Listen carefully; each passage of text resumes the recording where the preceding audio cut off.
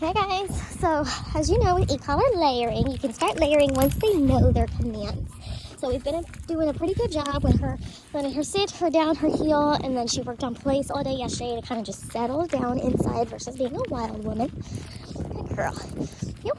Yes. So I'm layering, I'm at a 13, and I'm not really wanting to see any signs, right? I just want the most subtle movement and a nice response from her when I'm pairing up commands with my leash pressure too. So when you're e-collar conditioning here, you have to pair up the e-collar with the leash to really teach them and show them what you want. Good girl. Yep. Yes. So I'm going to pressure on. Sit. Yes, ma'am. Good. Good. Yes, yes, yes. Okay, heel. Yes.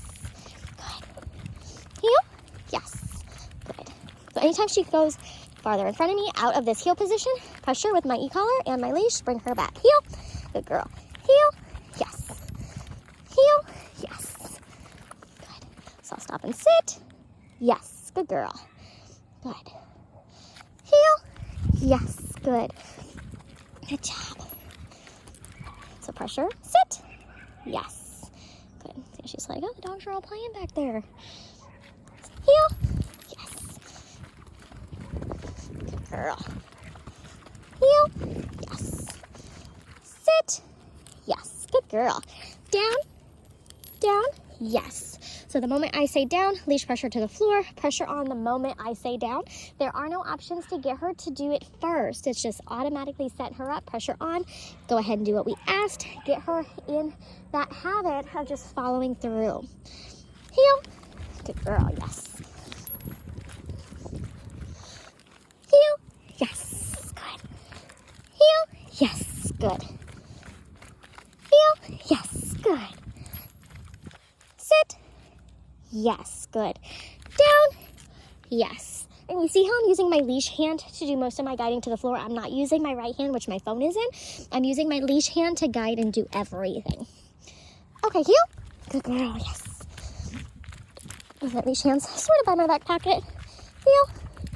If I keep my leash hand right here, it just naturally is going to give her that momentum to head forward. So I like to set my leash kind of by my back pocket. Gives her just about an inch of slack to really play with on how far forward she's going to go, or she's going to keep that pressure off. Heel. Good girl. So make her U-turn to the right heel. Yes. Good girl. Sit. Yes. Down. Down. Yes. Good. Good girl. She's like, this crap sucks. This hardcore training sucks. You can hear our little bully puppies. They're out in the yard and they are mad. They can't play with the other dogs when I'm not back there. So they are in the 10 by 10 and the other dogs are out and they are very, very mad. Okay, heel. Good girl, yes. Good girl. Sit. Yes, ma'am. Good girl. Yes. Sit. Yes. She is hysterical with sitting on that hip. Yes. Good girl, yes. Okay, heel. Good. Yes. Good girl. Yes, good. Sit. Yes, ma'am. Good girl. Okay, heel. So we keep these sessions relatively short, 5 to 10 minutes, break it up several times a day. They go in place afterwards for just a little bit to kind of like end that session nice and controlled. But it breaks it up enough that they're like, oh, okay, I'm not working them to where they're completely exhausted. Down, good girl.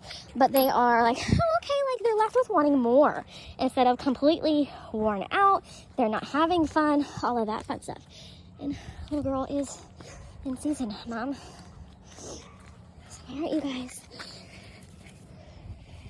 All right, you guys. I'll be back.